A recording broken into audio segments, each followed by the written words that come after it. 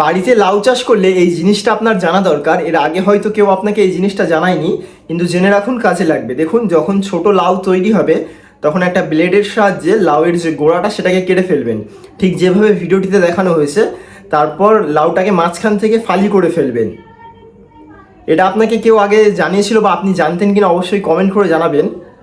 আমি তো জানিনি, আমি এই ভিডিওটা দেখার পরই জেনেছি। দেখুন, কাটা হয়ে গেছে। তারপর কাটার পর একটা দেশলাইয়ের কাঠি নেবেন, এই রকম সাইজের একটা দেশলাইয়ের কাঠি নিয়ে নেবেন। তারপর মাঝখান দিয়ে পুরো ঢুকিয়ে, একটু ব্ল্যাক টেপের প্রয়োজন হতে পারে, কারেন্টের টেপ হলেও চলবে। দেখুন, এখানে কারেন্টের টেপেরই ব্যবহার করা হয়েছে। কারেন্টের টেপ নিয়ে অল্প একটুখানি কেটে নেবেন, ঠিক যেভাবে ভিডিওটিতে দেখানো হয়েছে। দুটো কাঠির প্রয়োজন হবে, একটা কাঠি দিলে কিন্তু হবে না। দুটো কাঠি ঠিক এইভাবে রেখে তারপর টেপটাকে জড়িয়ে দেবেন। এতে করে আপনার লাউটাও নষ্ট হবে, আপনার সময়ও নষ্ট হবে, কাজের কাজ কিছুই হবে না।